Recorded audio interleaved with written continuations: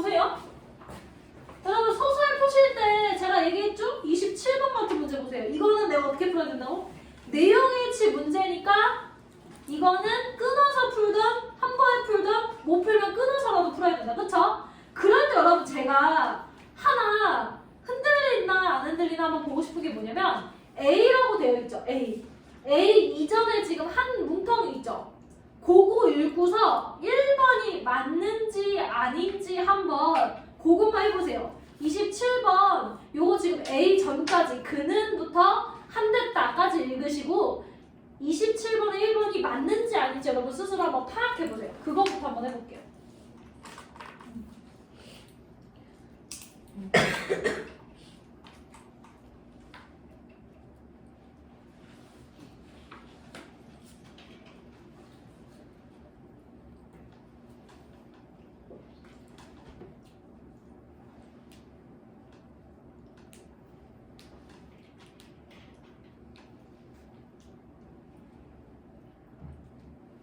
천천히 읽고 1번만 27번에 1번만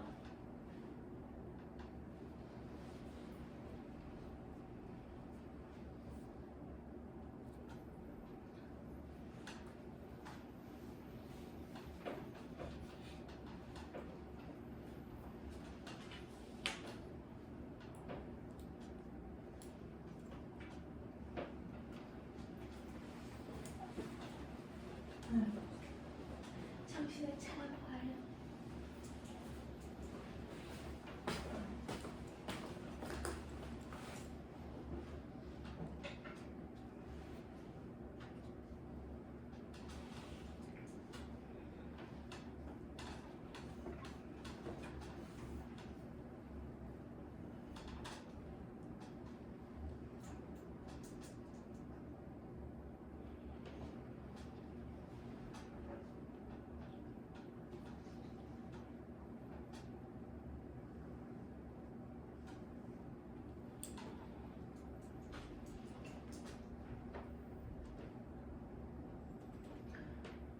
제가 왜 1번을 풀어보라고 했냐면 여러분 보세요. 일단은 읽어보시면 그는 돌아와서 아무 일도 하지 않았다. 아무것도 할 수 없었다. 녀석은 학위를 가져오지 못한 한국적인 약점을 보충해줄 지면이 사람관계도 없었고 지면을 만들 만한 주변거리도 없었다. 그래서 걔는 그냥 유학생 몇 명 모아다가 회화를 가르치는 걸로 하숙비 충당했고요. 그리고 뭐 쭉쭉쭉쭉 나와요. 그쵸? 자 그럼 여러분 1번 보세요. 유학 경력으로 인간관계를 만들려고 하나에서 틀렸죠. 왜요? 하나에서 그는 아무 일도 하지 않았다가 막아야 돼요. 맞아요? 괜찮아요? 그러니까 어떤 친구들이 요거를 지금 보충해둘 지면이 없었고 지면을 만들 만한 주변머리도 없었다는 말을 가지고 얘가 노력을 했는데 잘 안 된 거 아니에요? 는 여러분의 추론이에요. 추론하지 마세요. 소설에서. 그러니까 소설에서 내용일치를 풀 때 추론하지 마세요.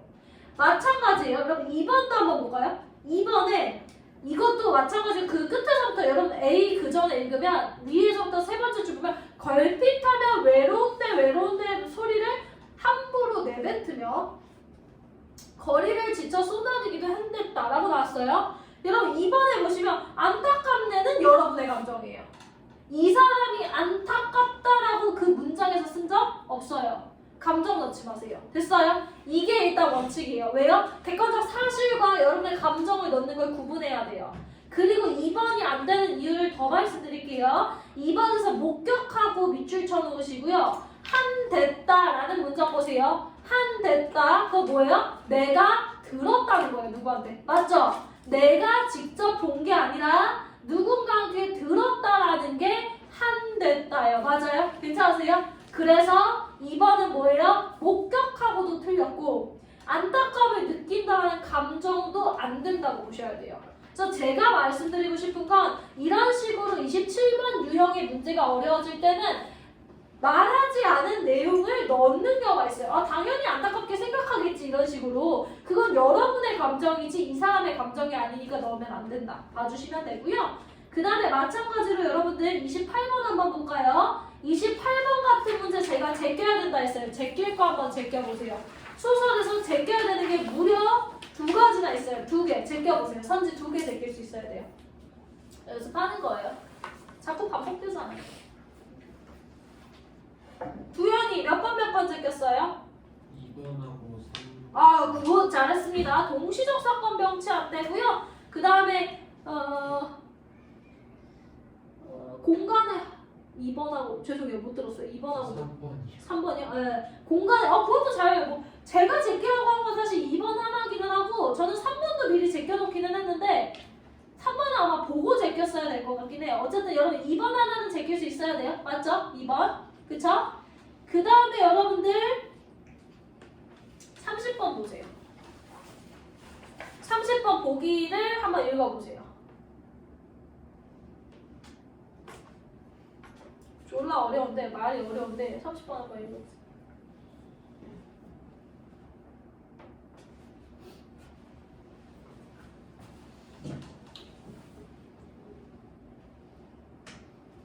자, 읽으셨어요? 이게 가장 어려운 느낌이거든요. 자, 선지를 읽으면 그라는 인물이 그냥 쭉 쓸게요. 그라는 인물이 사회적 관습에서 벗어난 게 먼저예요. 그쵸? 그러다가 다시 관습으로 회귀라는 게 으로 돌아와요. 그쵸? 그러면서도 이 사람이 동시에 무슨 생각을 하냐면 여기 뒤에 돌아와. 근데 무조건적으로 수용하는 건 아님. 그 다음에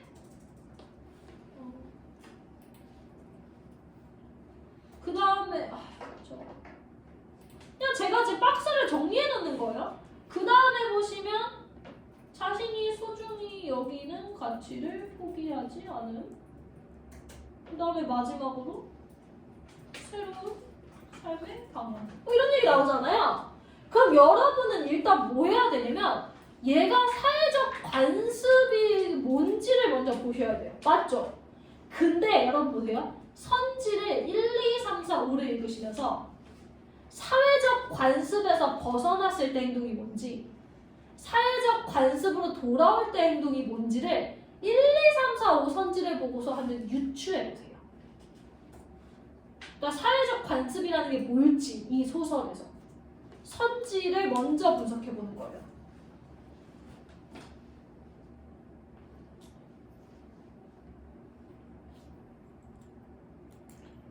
좀 어렵지만 역으로 가는 거예요. 왜냐면 왜 제가 이걸 해드리냐면 여러분 보세요. 선지 중에 하나만 오답이에요. 맞죠? 그러면 4명은 진실이라는 거예요. 맞아요? 그러면 해석을 미리 끝내놓고 가는 게 빨라요. 자, 그럼 물을게요. 예를 들어 여기서 좀 어렵지만 사회적 관습에서 벗어난 경우가 그러니까 사회적 관습이 여기서 뭐예요? 찾아보셨어요? 사회적 관습에서 벗어났을 때 그가 뭘 하는지 사회적 관습으로 그러면 벗어나지 않았을 때는 뭘 하는지 이거 찾아보셨어요 여러분? 대답할 수 있는 분이 있어요? 네? 맞아요. 거짓말 잡아내야 돼요. 그래서 여러분 1번을 보시면 거짓말했다, 사회적 관습에서 벗어났다, 거짓말, 가치관을 지키려는 거다. 그러니까 지금 보면 거짓말, 사회적 관습으로 회귀다. 그러니까 거짓말이 사회적 관습인가 봐요. 맞죠? 그러니까 그건 잡아내야 되는 거예요. 아, 거짓말을 한 게 사회적 관습에서 벗어난 건지 아닌지 모르겠지만 사회적 관습이라는 게 이 소설에서는 거짓말을 뜻하는 거라는 거예요. 그쵸? 그 다음에 여러분은 소설을 읽으면서 그가 처음에는 사회적 관습에서 벗어났다고 하니까 거짓말을 안 하는지 하는지 보셔야 돼요. 그러니까 만약에 그쵸? 그가 거짓말을 하다가 안 하게 되면 사회적 관습에서 벗어난 건 거짓말을 하는 행위인 거죠. 맞아요? 제 말 이해되세요? 근데 만약에 그가 거짓말을 하지 않다가 하게 되면 그러니까 이거는 소설 읽어봐야 돼요. 그쵸? 그러면 사회적 관습에서 벗어난 건 뭐예요? 거짓말을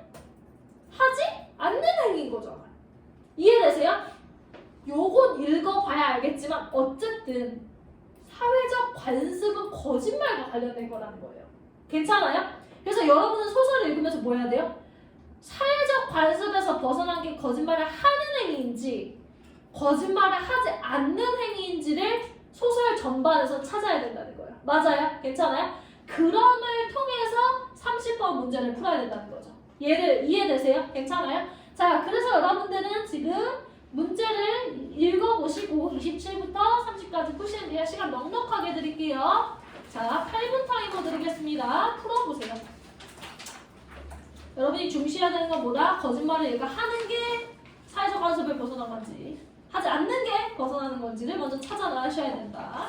파이팅 해보세요.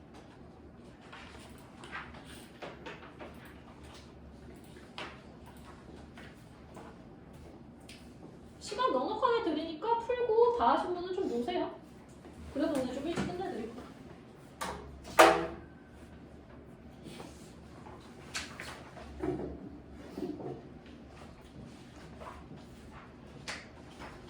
이 소설이 좀 어려워요.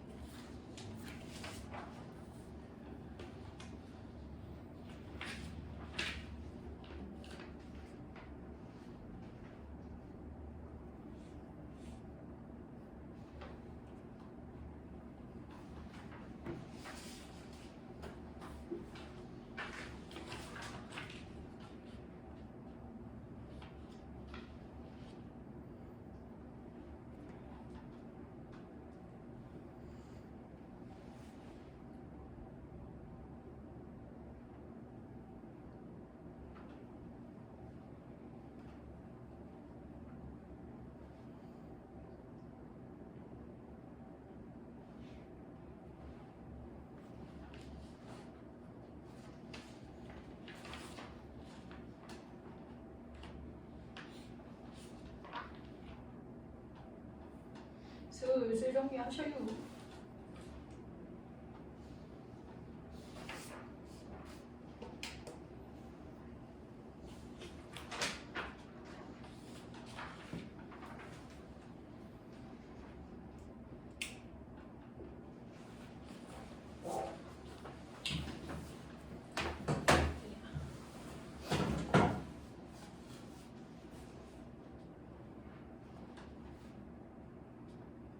됐죠?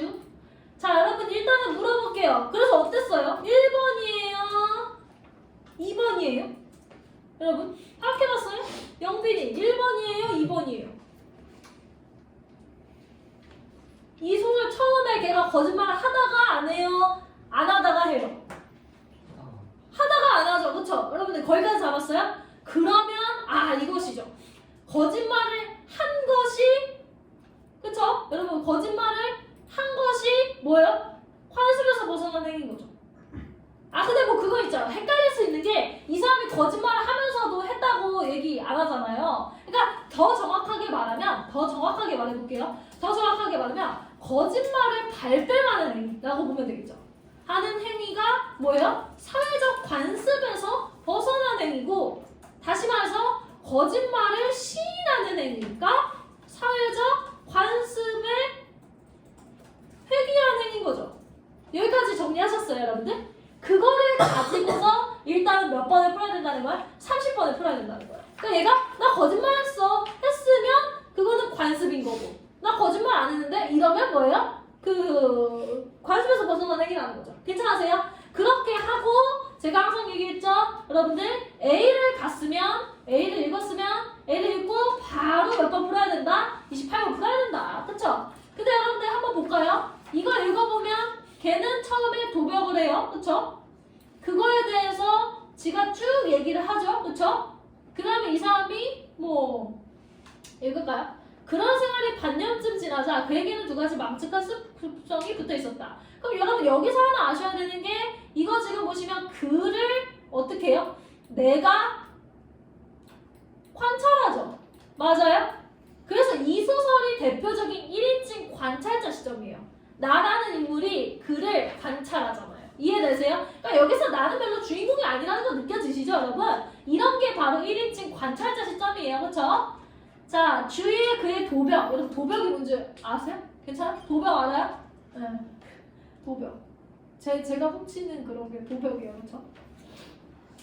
저희 사촌 오빠가 그 오빠가 그거 하면 안 될 것 같은데, 그 사촌 오빠가 지금 경찰 하는데 그 오빠가 고등학교 때까지 그 친구들의 자전거를 훔쳐서 팔아가지고 되게 용돈을 버셨어요. 그래서 내가 그는 도대체 어떻게 경찰을 하고 있는지 모르겠는데 그랬어요. 그래서 근데 그 오빠한테 이제 이모가 물은 거죠. 도대체 너는 왜 자전거를 자꾸 훔치냐. 왜냐면 이모가 존나 부자예요. 부자고 그 다음에 오빠가 용돈을 많이 받았는데 맨날 그것도 들킬 일이잖아요. 친구의 자전거를 그냥 훔쳐다가 판 거예요. 중고나라에. 그래가지고 너는 왜 훔치냐 했더니 자기는 훔친 기억이 나지 않는다 그래가지고 그 이모가 팼어요. 이렇게 방의 구석에 돌아가서 패면서 이제도 기억이 안 나냐 했더니 기억이 납니다. 이래가지고 이제 뒤지고 혼났는데, 어쨌든 중요한 것은 여러분들 도벽을 모르시면 알아주세요. 도벽은 무엇이다? 훔치는 거다. 훔치는 거. 그죠? 쩌는 거. 네, 됐어요?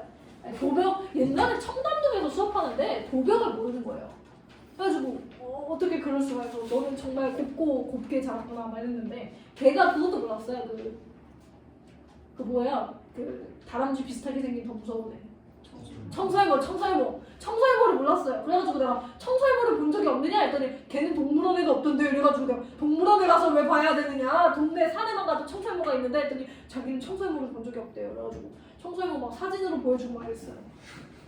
뭐 사설이지만 저 청설모 별로 안 좋아해요. 청설모가 다람쥐 먹는데요. 알고 계셨어요? 그래요? 저는 청설모를 굉장히 사랑했거든요. 귀엽잖아요. 근데 제 동생이 제 약간 로망이나 뭔가 그런 아름다운 동심을 깨트리는 1번지인데, 동생이 근데 다람쥐가 청설모가 다람쥐 먹던데 이러는 거예요. 그래서 무슨 소리냐, 걔도 견과류밖에 먹지 않는다 그랬더니 사진으로 막 보여주는 거예요. 막 머리 물어뜯고 이런 거 막 그랬어요. 막 그때부터 청설모를 좋아하지 않고 그랬어요. 그래서 요즘은 산에 안 가요. 하여튼 도벽이었다. 주위에 그의 도벽 피해자가 아닌 사람이 드물었다. 그러나 아무도 그한테 너 왜 내 거 훔쳐 못했대요. 저 녀석에게 도벽을 정면으로 인정하고 나서기란 그를 위해서보다 자신이 두려워지는 일이었다. 그러니까 뭐냐면 걔한테 너 왜 내 거 훔쳐! 라고 말하기가 무섭대요. 사람들이. 쫄보죠 쫄보. 스스로 말해볼 때가 있겠지. 그러나 녀석의 태도는 시종 나몰라라였다. 한 번도 자기 행투에 대해 변명 같은 걸 말한 적이 없었다. 또 나쁜 버릇은 거짓말이었다. 그는 아무렇게나 거짓말했다. 그러니까요. 여러분 거짓말을 한다는 것 자체가 이게 뭐다? 관습에서 벗어난 행위다. 왜요? 초반부에서는 관습에서 벗어난 행위를 하기로 했으니까 언젠가 친구 한 사람이 교통사고로 병원에 입원해 있다고 급한 전화를 두루 걸어준 일이 있었다. 우리는 병원을 몰려갔지만 거짓말이었다. 녀석은 나타나지 않았고 미안한 얼굴을 하지 않았다. 그런 일은 몇 번 있었다. 무슨 목적 같은 걸 가지고 한 거짓말이 아니었다. 말하자면 녀석은 아무렇게나 거짓말했다. 문제는 거짓말을 하면서 거짓말이라는 의식을 갖지 않고 있다는 점이었다. 거짓이 스스로 거짓임을 망각해버릴 때 그것은 이미 그의 내부 질서뿐만 아니라 외부에 대해서 이런 건 여러분 집착하지 마세요. 왜요? 문제는 안 나올 거거든. 안 나와. 집착하지 마. 무겁하기라고 해. 뭐 이딴 거 필요 없어. 나는 근데 내가 얘기했잖아. 이런 문제를 볼 때는 항상 뭐라고? 뒤를 보면 된다 했잖아. 그치? 괜찮아요? 나는 그가 웬 거인의 그림자처럼 커다랗게 우리에게 다가들고 있는 느낌이었다. 그러니까 뭐야? 이 말의 의미는 이 뒤쪽이라는 거야, 얘들아. 항상. 이해돼요? 그럼 뭐야? 이 말은 거짓말이라는 어휘도 그 말의 의미도 잊어버린 것 같았다. 라는 말이 요거라는 거지. 니은이라는 거지. 어쨌든 뭐야? 거짓말에 대해서 막 얘기하는 거고요. A 볼게요. A에서 여러분들 뭐다? 일단은 요거 안 된다. 그 다음에 여러분 공간 이동 없었죠? 이거는 공간의 변화는요. 일단은 없었죠. 일단 없었고 그 다음에 보세요. 한 인물의 두 행위가 대립되는 원인이에요? 아니죠? 여러분 두 행위가 뭐예요? 거짓말하는 거랑 도벽하는 거에 원인이 나왔어요? 원인 없다 했잖아요. 그러니까 원인 자체가 없는데 어떻게 대립되는 이라는 말이 나옵니까? 공간의 변화도 없죠. 자, 그 다음에 여러분 보세요. 서술자인 나가 자신이 아닌 다른 인물의 시선? 알죠? 다른 인물을 보는 거지 나라는 인물이 그가 되어서 사건을 해석하는 게 아니죠, 여러분들. 자, 다른 인물의 시선을 통하여면 내가 영혼이 얘한테 들어가야 돼요. 이 말의 의미는 뭐다? 나의 영혼이 걔한테 들어가야 된다. 괜찮으세요? 그거 없다. 자, 그 다음에 여러분 서술자가 관찰한 인물의 근데 여러분 내적 독백이라는 말 알아두세요. 그라는 인물이 혼잣말 하는 걸 내적 독백이라 그래요. 이 A에서 그라는 인물의 혼잣말이 나와요? 안 나와요? 안 나오죠? 5번 틀렸죠? 다음 몇 번? 1번. 거짓말하는 거, 그 다음에 도둑질하는 거를 분석하죠. 얘는 도대체 이거 왜 하나? 그쵸? 다음 몇 번? 1번. 그래 여러분 기억 볼게요. 기억이 뭐였다고요? 여기 기억 도벽이었다. 근데 도벽이었다. 그러면 기억 보시면 유학에서 돌아오는 생겨난 버릇 그 다음에 주위 사람들이 의식적으로 외면한다는 얘기가 어디 나와요? 여기 나오죠? 여기서 그러나 아무도 그런 이야기를 맞대 놓고 말할 처지가 못 되었다. 그러면서 뭐라 그래요? 정면으로 인정하는 건 무서운 일이었다 라고 하니까 1번 맞는 얘기겠죠. 외면하죠? 그 다음에 여러분들 자 니은 볼까요? 니은 보시면 거의는 이거 뭐라고? 그는 이 말의 의미는 뒤를 봐야 된다고. 뒤를 보면 거짓말, 어휘, 잊어버리고 갸가는 거다. 그치? 그러면 2번에서도 요거 맞죠? 그쵸? 망각한 채 요거 그대로 맞죠? 그러니까 이런 문제 어려워하지 말고 그냥 뒤에를 보세요. 아셨죠? 그 다음에 마저 읽을게요. 자, 그러던 녀석이 언젠가부터 다시 진이를 향해 서서히 눈을 열기 시작함으로써 나를 더욱 당황스럽게 한 것이다. 그러나 나는 결국 그런 진이와의 일을 모른 채 두기로 마음을 고쳐먹었다. 여기서 체크, 모른 채 뒀대요. 그러면 여러분들 일단은 체크 어쨌든 그 다음에 볼게요. 진이가 나타난 뒤로 우리는 막연하나마 녀석에게 한 가닥 희망을 가져볼 수 있었기 때문에 이거 뭐야 정신 차릴까? 이런 생각했다는 거죠. 얘가 이제 드디어 거짓말 안 할까? 그런 일에서나마 녀석의 생활에 어떤 변화 가능성을 얻을 수 있을까 해서였다. 언젠가 그가 고백을 했어요. 물론 진이가 떠나갈 것이지만 뭐예요? 이 새끼가 고백이 실패할 거라는 걸 이미 압니다. 그쵸? 그럼 여러분들 여기서 보세요. 일단은 1번 틀렸었죠? 왜 틀렸어요? 만들려 하나 아니었었고 2번 틀렸었죠? 왜요? 안타까움을 느낀다도 아니고 목격한 것도 아니었어요. 자, 그 다음에 여러분들 4번에 보세요. 4번에 뭐라고요? 진이가 떠나갈 거다. 뭐예요? 마음을 받아주리라 예상한 거 아니죠? 틀렸고요. 자, 그 다음에 뭐예요? 그는 거짓말이라는 어휘를 기억해낼 수도 있으라는 희망이었다. 아, 희망을 갖네요. 진이를 향한 그의 관심에 희망을 갖죠. 그 다음에 개입을 했는지 안 했는지 뭐 소개를 시켜줬는지 안 시켜줬는지 봅시다. 녀석과 진이의 일을 모른 채 곁에서 그냥 지켜보고 있었다 라고 했으니까 다 몇 번? 3번 나와주시면 되겠네요. 그 다음에 읽어보면 아시겠지만 그가 진이와의 관계에서 상처를 입었는지 안 입었는지 내용 아예 없어요. 맞죠? 그쵸? 그래서 다 몇 번? 3번 나와주시면 되고요. 자, 디귿 보세요. 거품일 뿐이었다. 뒤에 뭐라고 했죠? 우리는 그럴 리가 없다는 애초의 확신에도 불구하고 이 가로 좀 읽지 마세요. 어려우니까. 우리는 그럴 리가 뭐예요? 그는 기대와는 상관없이 언제까지나 흐르고 있는 거품일 뿐이었다. 기대가 뭐였어요? 얘가 드디어 거짓말을 안 하려나? 라는 기대죠. 근데 우리는 그럴 리가 없다는 애초의 확신에도 불구하고 그래 도대체 어떻게 여겨야 할지 모르고 있던 참이었다. 그러니까 뭐야? 얘가 거짓말 계속 할 것 같은데 얘를 어떻게 다뤄줘야 되지? 라는 생각을 했다는 게 C죠. 그럼 보세요. 주위 사람의 기대에 벗어나 있는 그의 생각 뭐예요? 계속 거짓말하는 거에 대해서 뭐뭐처럼 거품처럼 비유법 얘기했죠. 자, 그 다음에 리을로 갈까요? 만환경 사건이었다는요. 문장 뒤가 없죠, 여러분? 그럼 앞에 뭐라 했죠? 그쵸? 뒤가 없으면 앞에 보는 거예요. 가슴 아픈 일이었다 했으니까 4번도 맞죠. 그 다음에 이제 5번 갈게요. 여러분 보세요. 5번 보시면 영국 간다는 건 거짓말이야. 신기한 일이었다.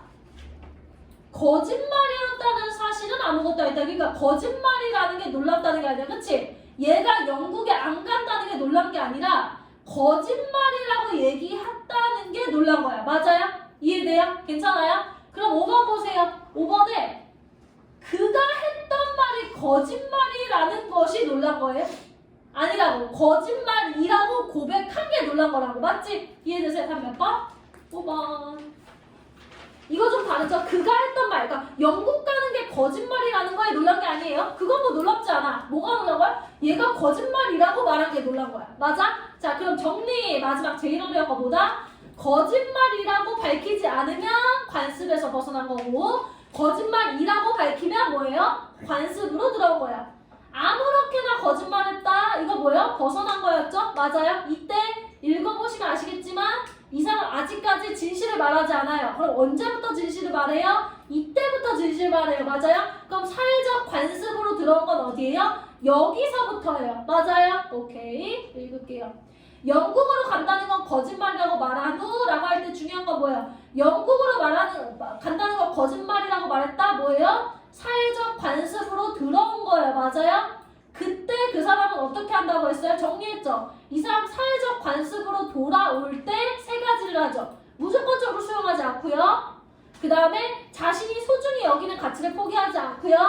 새로운 삶의 방향을 나아간다고 했어요. 맞아요? 요거가 관습으로 돌아왔을 때 하는 얘기죠. 맞아요? 그러면 이 사람 이때 관습으로 돌아왔죠? 가치관 지키려고 하겠죠. 맞아요? 괜찮아요? 왜냐면 소중히 여기는 가치를 포기하지 않으면서 라는 문장이 요 얘기겠죠. 괜찮으세요? 그 다음에 3번 보세요. 거짓말이라는 단어가 소리로 나왔다. 사회적 관습으로의 회귀다. 맞아 아니에요? 맞죠? 녀석의 목소리가 낮고 조심스럽다. 가서 볼까요? 녀석의 목소리가 낮고 조심스럽다. 여기네요. 사회적 관습이 회귀한 부분이에요. 맞죠? 사회적 관습이 회귀한 부분. 근데 4번에 보세요.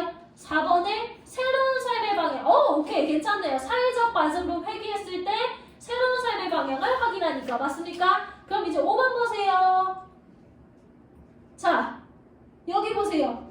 그의 내부에서 거짓말이라는 말의 어휘가 남아 있었더란 말인가? 그러니까 뭐야? 아, 이게 거짓말이라고 얘기할 수 있었더란 말인가? 정신 차렸을 때 얘기죠. 정신 차렸을 때 얘기. 자, 정신 차렸을 때 얘기는 사회적 관습을 수용하지 않은 사람? 아니죠. 사회적 관습을 수용할 사람. 맞습니까? 한 몇 번? 5번. 그렇게 하려면 어떻게 해야 된다? 끊어서 사회적 관습 수용 안 한 부분, 사회적 관습 수용 한 부분 해서 문제 풀었어야 된다. 맞습니까? 이 문제가 가장 어려운 문제다. 그러려면 어떻게 풀어야 된다? 아, 사회적 관습이 거짓말과 연관된다. 간 다음에 처음에 어떻게 하는지 분석했어야 된다. 괜찮으세요? 오케이. 그렇게 하셔서 소설까지 풀었고요. 자, 그 다음에 저 수능 특강 독서 펴보세요. 빨리빨리 가봐요.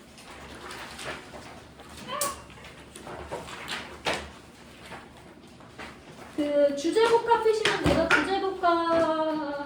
주제 통합이죠. 223페이지 펼치시면 되겠네요. 중요한 거 보고 갈게요.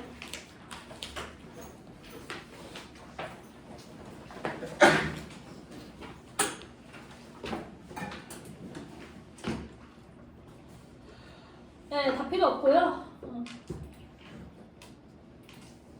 자, 그냥 오늘은 도가사상을 얘기할 건데요. 도가사상의 대표 주자를 왕필 아저씨를 일단 얘기할 거예요. 여기서는 왕필 아저씨를 얘기하고, 그 다음에 두 번째 나에서는 곽상 아저씨를 얘기하는데, 곽상 아저씨는 어떻게 얘기하냐면 왕필 아저씨를 깔 거예요. 왕필 아저씨 니 틀렸다. 이거 됐어요?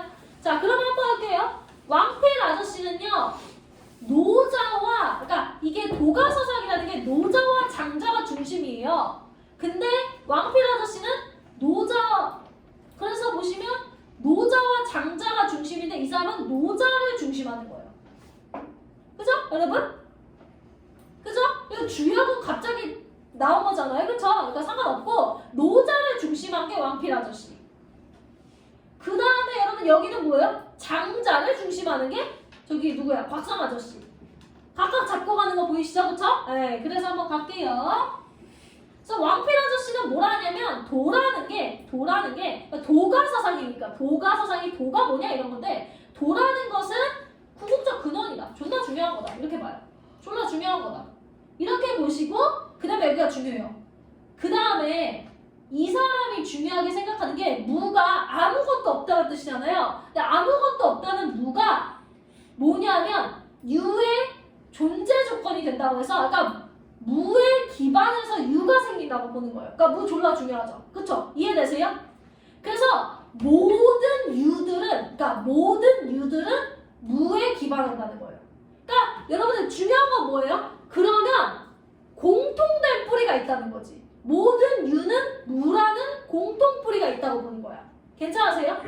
그러니까 공통적으로 모든 유들은 무 때문에 생긴다고 보는 거예요. 괜찮으세요? 그래서 일단은 무가 유를 가능하게 한다. 이렇게 보는 거죠. 괜찮으세요? 이해되세요? 자, 그러면서 얘기를 하는 게 그래서 이 사람은 도에서는 무와 유가 있는데 무가 유를 가능하게 하고 그 다음에 무이라는 단어에 대해서 무이라는 건 정치의 단어거든요. 무의 정치. 근데 이 무이라는 건 결국에 뭐냐면 억지로 하지 않는 걸 의미하는 거예요. 억지로 하지 않는 걸 의미하니까 그러니까 정치. 그러니까 군주라는 사람은 무의 정치를 어떻게 해야 되냐면 그냥 백성들이 자율적으로 자기 역할을 수행할 수 있게 여건만 마련해 주면 되지 네가 개입하지 마라 이거예요. 괜찮으세요? 이해되세요? 그냥 스스로하게 냅둬라. 그래서 뭐야? 각자가 자기 자리 지켜라 이거예요. 그래서 결과적으로 이 사람이 중요하게 생각하는 건 자율적인 걸 좋아하잖아요. 자율적인 걸 좋아하다 보니까 법률이나 규범보다 그냥 도라는 걸 더 좋아해. 그러니까 뭐 알아서 잘해라 뭐 이런 얘기입니다. 괜찮으십니까? 이해되세요? 자, 그러면 여러분 여기서 핵심이 뭐냐면 왕필 아저씨는 모두 유라는 게 모두 무에서 일어난다고 보는 거예요. 공통된 뿌리가 있다고 보는 거고 그 다음에 이거에 비롯해서 정치할 때 뭐해라? 개입하지 마라. 이렇게 보는 거예요. 개입하지 마라. 그러면 얘를 까는 곽상 아저씨 뭐라 했어요? 공통된 뿌리가 없다. 정치는 개입해야 된다 이렇게 보는 거예요. 그래서 여러분 여기 장자 요거 이제 보시면 이 사람이 주장하는 게 재물론인데 재물론이라는 게 뭐냐면 결과적으로 쭉 가셔서 각자 고유한 본성을 지닌 독립적 실체다. 그러니까 무슨 소리야? 무에 의존한 게 아니야. 만물은 각자가 스스로 저절로 생겨나는 거지 무로 인해서 생겨나는 게 아니야 라고 보는 거예요. 완전히 반대되는 말이죠. 그쵸? 그러면서 여러분들 이런 입장이 이제 독화론이라는 건데 그러니까 독화론이라는 건 결국에 뭐야? 그냥 각자가 알아서 잘하는 거지 무로 인해서 모든 게 만들어진 게 아니다 라는 거 보는 거예요. 좀 다르죠 여러분들? 그래서 아까는 절대적 진리로 뭘 얘기했어요? 아까 절대적 진리로 도 얘기했죠. 도. 절대적인 진리가 있다. 도다. 법률 규범 안 중요하고 도가 중요하다 이렇게 봤잖아요. 근데 얘 같은 경우에는 뭐라고 얘기하냐면 절대적 진리나 고정된 규범이 도는 없어 이렇게 보는 거예요. 그러니까 뭐예요? 다양한 관점, 그러니까 사람마다 다양하니까 다양한 관점을 수용해야 돼. 그러니까 사람마다 달라 라고 보는 거죠. 괜찮으세요? 이해되시죠? 좀 다른 거 보이시죠? 그래서 아까 얘기했듯이 뭐다? 왕필은 이론론적 조치관이라는 게 뭐냐면 무에서 모든 유가 만들어져를 비판했다고요. 아니 모든 생물은 각자 만들어지는 거야 라고 얘기하고 그러면 무는 뭐냐면 무라는 건 그냥 배경이야. 별로 중요한 거 아니야. 뭐다? 아 그냥 각자들이 만들어지는 그냥 배경 같은 거야. 거기서 만들어지는 게 아니라 그냥 배경 같은 거야. 그리고 아까 도도 중요하다고 봤잖아요. 그쵸? 도 안 중요해. 도 중요한 게 아니고 그냥 도도 역시나 고정된 근본 실체라기보다는 그냥 뭐야? 그냥 뭐 각자 자율적으로 사는데 그냥 뭐 거기 있는 거야. 이렇게 보는 거예요. 그래서 이러한 곽상의 의견이 뭐다? 성리학의 이해 개념에 영향을 주어서요. 그래서 아까 이거는 여러분들 보시면 아시겠지만 도가 사상이거든요. 도가 사상 중에서 곽상의 사상은 누구한테 영향을 주냐면요. 유가에 영향을 준다 이거예요. 유가한테 영향을 주고요. 또 곽상 아저씨는 또 누구랑도 연결되냐면요. 불교의 공과도 연결되기 때문에 불교에도 영향을 준다. 그러니까 다시 말해서 유가와 불교에 영향을 주는 도가 사상의 학자는 누구냐 하면 왕필이라고 보면 안 되고 누구로 봐야 돼? 곽상으로 보시면 되는 거예요. 이해되시죠? 이렇게 정리 한번 해주시고 그 다음에 두 번째 브루디에 아저씨로 가세요. 자 여러분들 마찬가지로 여기서 핵심은 세계화예요. 세계화. 여러분 세계화라는 게 글로벌이잖아요. 글로벌. 그거에 대해서 브루디에는요 뭐라고 얘기했냐면 비판해요. 세계화 나쁜 거다.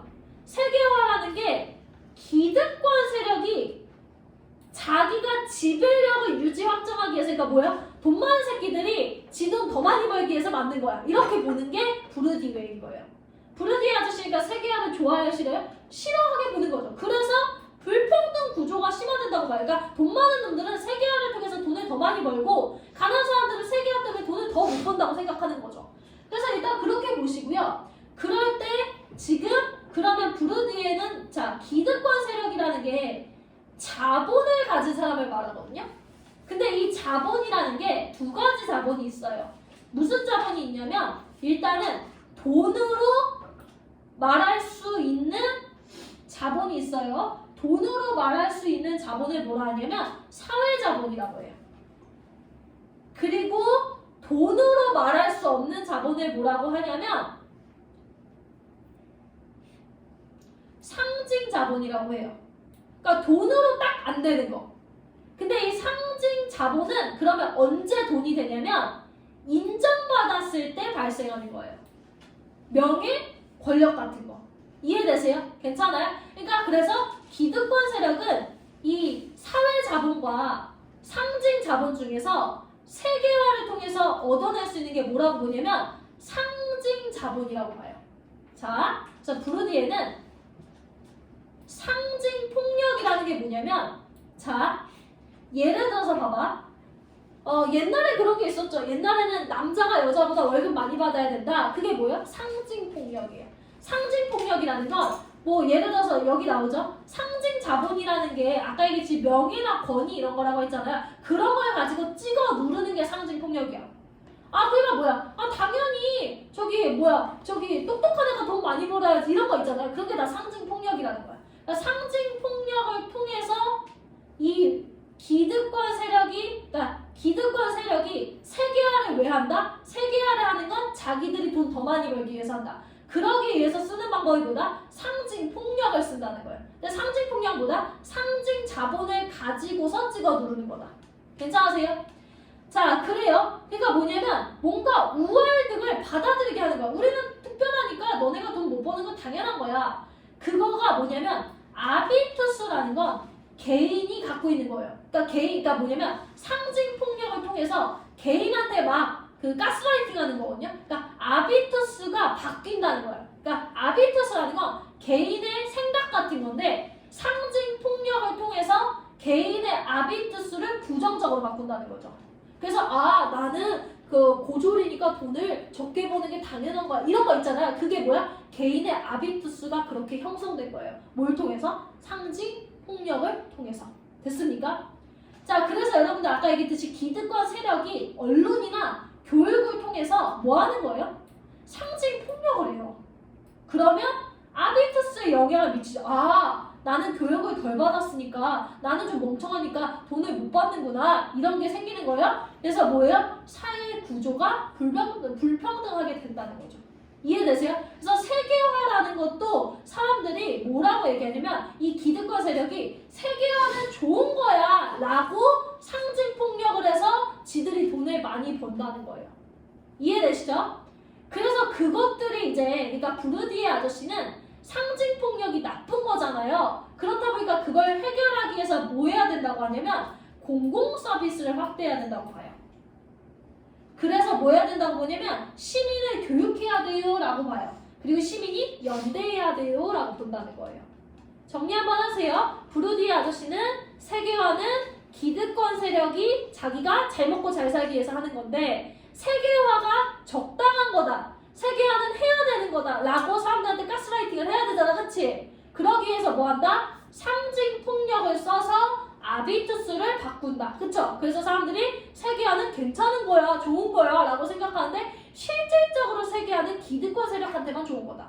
그래서 이것을 해결하기 위해 부르디에는 뭐 해라? 사람들이 똑똑해져야 된다고 보는 거예요. 그래서 공공서비스, 국가가 공교육을 통해서 시민을 교육시키고 시민이 모여야 된다고 보는 겁니다.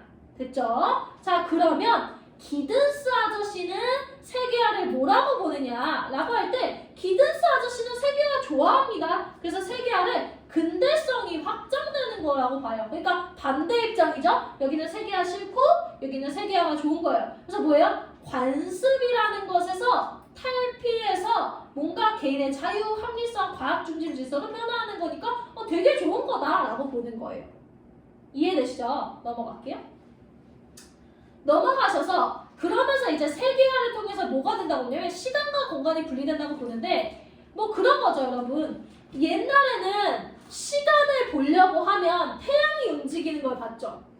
그러니까 시간과 공간이라는 게 실제로 경험하는 현재거든요. 그게 옛날에 똑같았어요. 시간을 알려면 밖을 봐야 됐던 거야. 근데 지금은 시간을 보려면 시계를 보면 되죠. 밖에 볼 필요 없죠. 그러니까 요즘 세계화가 되면서 과학이 발전하면서 시간과 공간이 분리된다는 거예요. 시간과 공간이 분리됐다는 얘기는 뭐다? 더 이상 밖을 볼 필요가 없다. 다시 말해서 시간 측정을 위해서 자연물과 관련된 공간 필요하지 않다. 이 뜻입니다.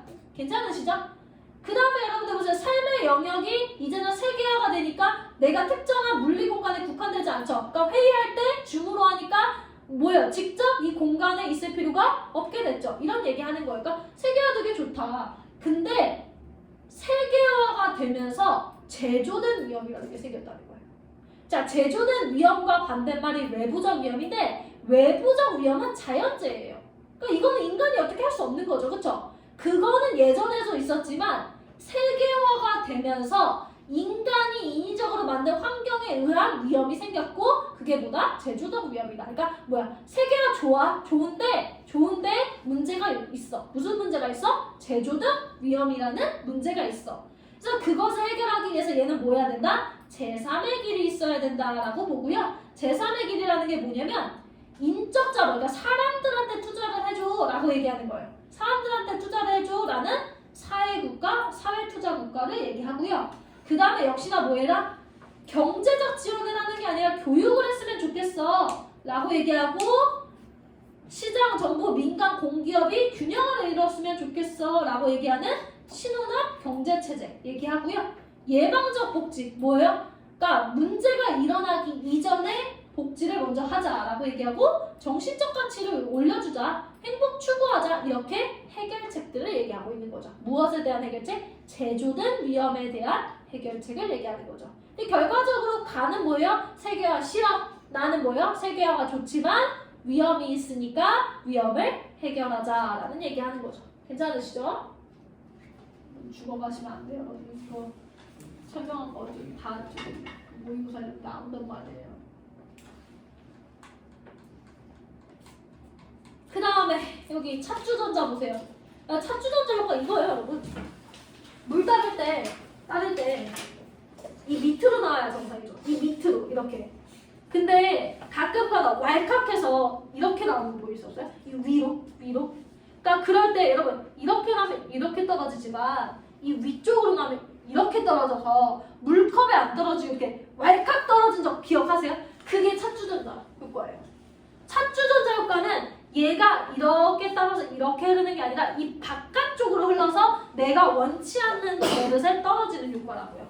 그러면 여러분들 찻주전자 효과가 이제 드리블링 효과인데 드리블링 효과가 왜 나타나냐에 대해서 주둥이의 젖음성이라는 것 때문에 일어나지 점성이라는 게 뭐예요? 액체가 얼마나 끈적끈적한지와는 무관하다는 거예요.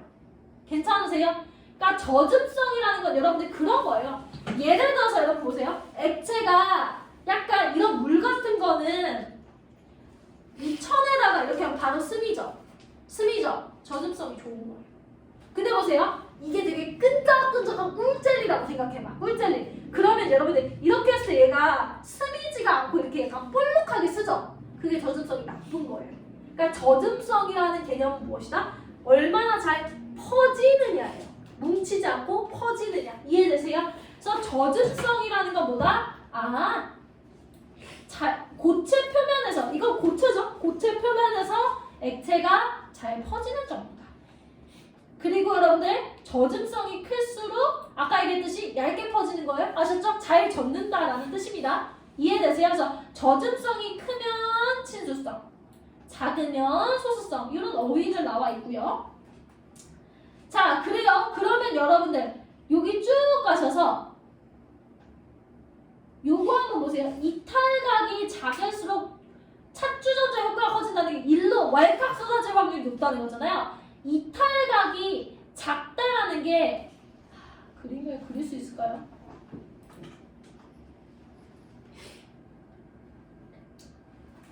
그릴 수 없어. 여러분 이탈각이 크다는 건 여러분 이렇게 해서 요렇게 되면 90도죠. 요렇게 하면 60도죠. 요렇게 하면 30도 되겠죠. 이탈각이 작다는 건 어떻게 되는 거예요? 더 좁아진다는 거예요. 맞아요? 괜찮아요? 그럼 여러분 주둥이와 이탈각이 좁다는 건 이 각이 요렇게 끊어진다는 것만 일단 기억하세요. 됐어요? 그러니까 이탈각이 뭔지는 알아야 되니까. 이탈각이 작을수록 뭐예요? 이렇게 끊어질수록 얘가 왈칵 쏟아질 확률이 높은데 그럼 언제 이탈각이 작아지나 보세요. 유속이 줄어들면 이탈각이 감소한대요. 여러분 유속이 뭐예요? 그러니까 물의 속도예요. 물의 속도. 됐어요? 그럼 여러분들 보세요. 물을 천천히 따를수록 왈칵 쏟아진다. 이렇게 기억해야 돼요. 이해되세요? 그래서 거기에 아예 적어놓을 거예요. 이거 아예 거기 어딘가에다 적어놓으세요. 이거는 아마 시험에 나올 것 같아서 그래요. 여러분들 어떻게 할 거냐면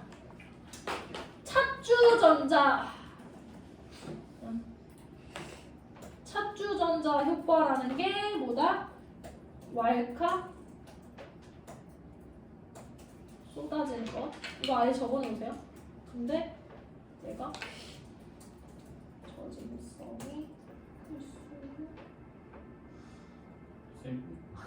예스. 저도 모르는 제3의 언어를 하고 있었어요. 저증성이 클수록 잘 일어난다.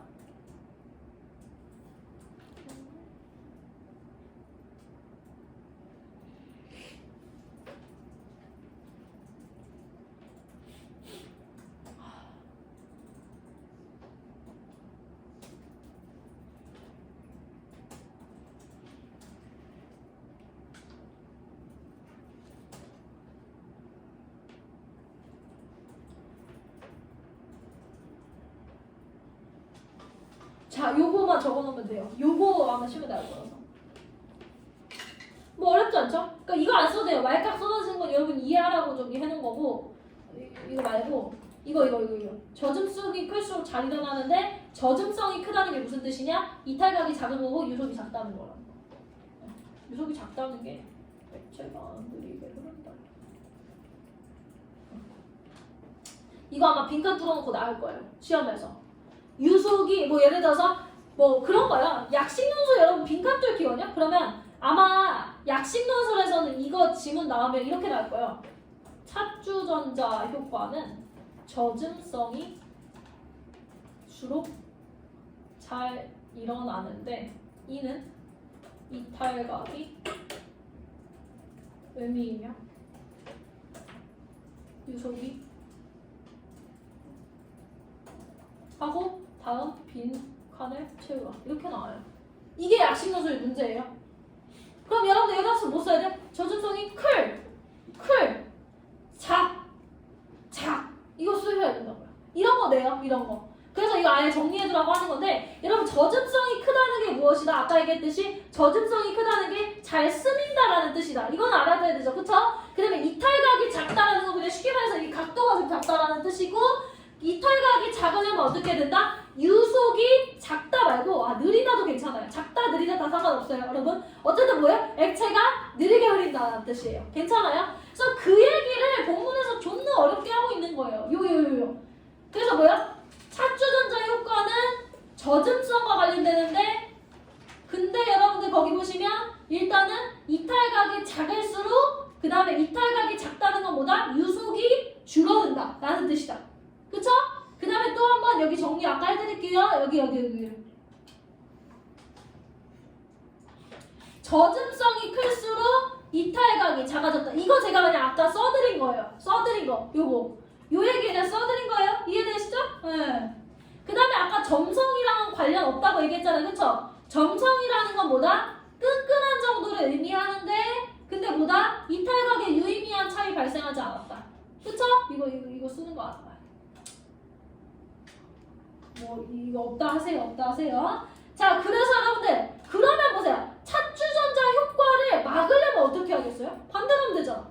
이거 막으려면 어떻게 하겠어? 저준성이 작은 액체를 쓰거나 이탈각을 크게 만들거나 유속이 크게 하거나 이거지 그치? 맞아? 괜찮아? 아니 뭐 이거 반대로 하면 되잖아.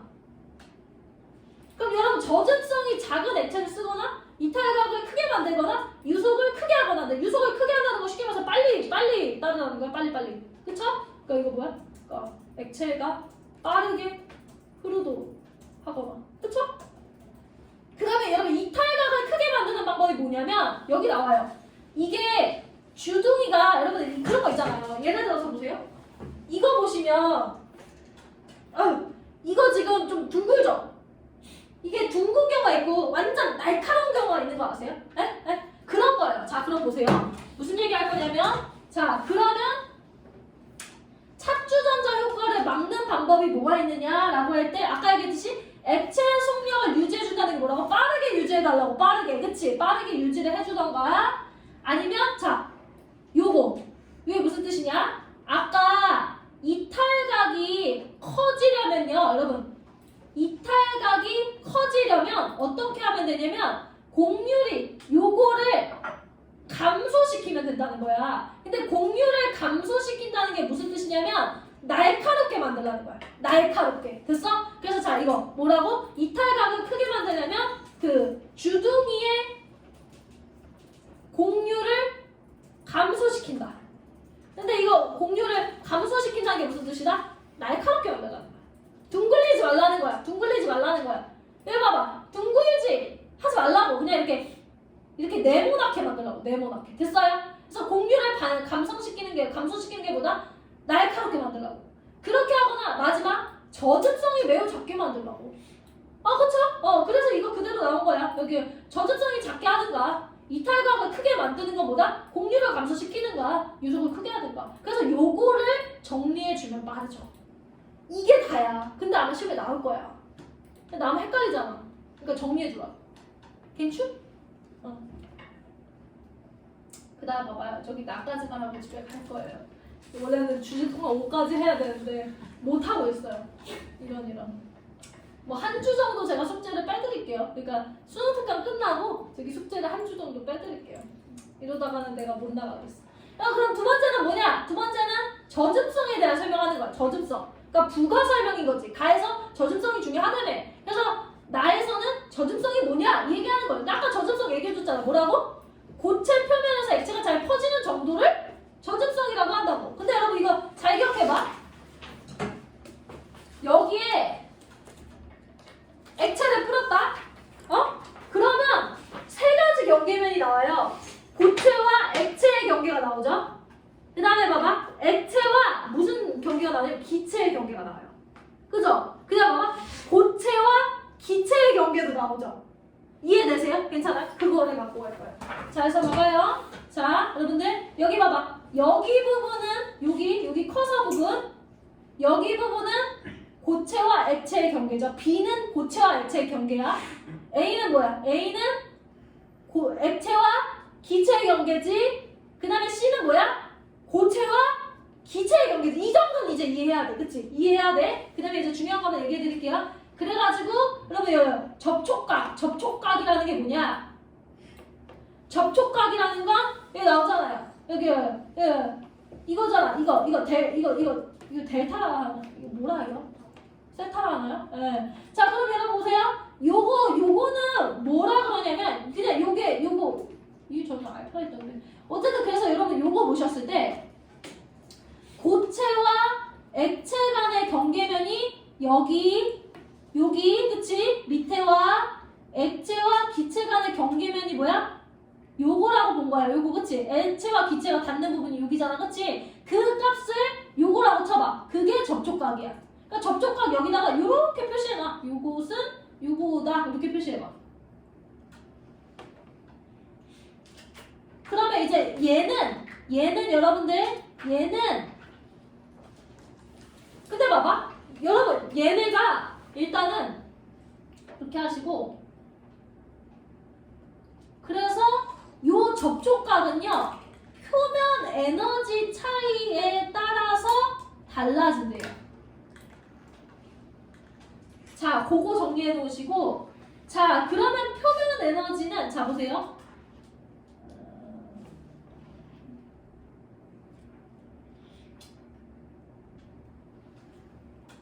그래서 자 지금 뭐 정리를 깔끔하게 해주려고 좀 이러는 건데 같은 부피의 물질은 가능하면 표면의 면적을 중시해. 요거 체크해 놓으시고 뭐냐면 보통 여러분 보통의 액체 이렇게 똑 떨겨 보면 동그래지고 싶어 하잖아요. 보통 그게 원칙이라는 거야. 근데 자 요걸 아예 적어놓을게요. 적어놓고 설명할게요. 얘도 5에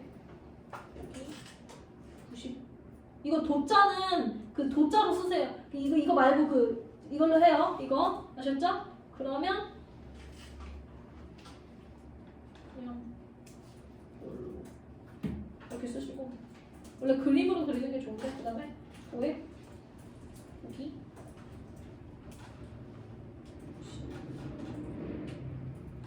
이거 이하도 저기 화살표로 쓰면 안 돼요? 그 밑에 화살표 이거 있잖아요. 있나? 있다. 이렇게 써주세요. 이렇게 하면 납작. 그다음에 왜? 여기 이거다. 이것도 아마 시험에 나올 거라서 이거 하시고 빨리. 이거 그림으로 그려도 괜찮은데. 여러분 그림으로 그림칸이 그려볼까? 죄송해요. 그냥 그림판까지. 이거 뭐 그림으로 그리시려면 볼록은 요 정도고 납작은 이거예요. 이거 대충 이거고 볼록은 이런 거예요. 여러분 그러면 젖음성이 누가 제일 훌륭해요? 얘가 제일 훌륭하지 않아요? 얘? 그 다음에 얘. 그 다음에 얘죠. 얘가 제일 흡수 안 되려고 깝치잖아요. 그쵸? 그러니까 뭔지 아시겠죠? 퍼짐의 정도. 요거를 일단 정리해 놓으셨어요? 정리해 놓으셨어요? 그럼 그거 가지고 얘기하는 본문이 제가 설명드릴게 이건 거예요. 이거. 그러니까 이 값이 이게 알파 값이잖아요. 이 값이 정리. 이러면 보이질 않을 것 같은데. 그래서 이거 잘 기억해봐요. 요 각에 대해서 그러니까 아까 이거 얘기했잖아요. 표면 에너지 차이 때문에 달라진다. 근데 표면 에너지가 그래서 표면 에너지가 고체와 액체 고체와 액체가 이거죠. 이렇게 있을 때 여기에 표면 에너지와 그 다음에 고체와 기체라는 게 여기에 표면 에너지가 비교하는 거예요. 표면 에너지를. 그래서 고체와 액체 간의 표면 에너지와 고체와 기체 간의 표면 에너지가 같으면 얘네는 90도다. 그 값이 90도다. 90도면 그냥 대충 중간 정도 볼록하다. 이 정도. 근데 고체와 기체의 표면 에너지가 더 크면 90도보다 작아진다. 각이 작아진다. 근데 각이 작아지면 어떻게 된다? 젖음성이 커진다는 거야. 그쵸? 그러고 그 다음에 이거는 중간 정도죠. 젖음성 중간. 그쵸? 그 다음에 반대로 고체와 액체의 표면 에너지가 고체와 기체의 표면 에너지보다 크면 각이 커지면서 얘는 뭐다? 젖음성이 작아진다. 이 얘기하는 거예요. 그러니까 그거를 얘기하고 싶어서 이걸 쭉 갖고 왔는데 결과적으로 젖음성은 얘의 각에 관련된 거다. 근데 이 각이 어떻게 생기냐? 표면 에너지 때문에 생긴다. 근데 표면 에너지 간의 관계가 어떻게 되느냐라고 할 때 이렇게 해주시면 된다는 거죠. 됐어요? 여기까지. 여기까지 해야 여러분이 울지 않고. 여러분들 그 화작하시는 분들 내일 잊지 마시고 11시에 들어오시고요. 미리 푸는 건 아니죠. 어쨌든 여기까지 하실 거.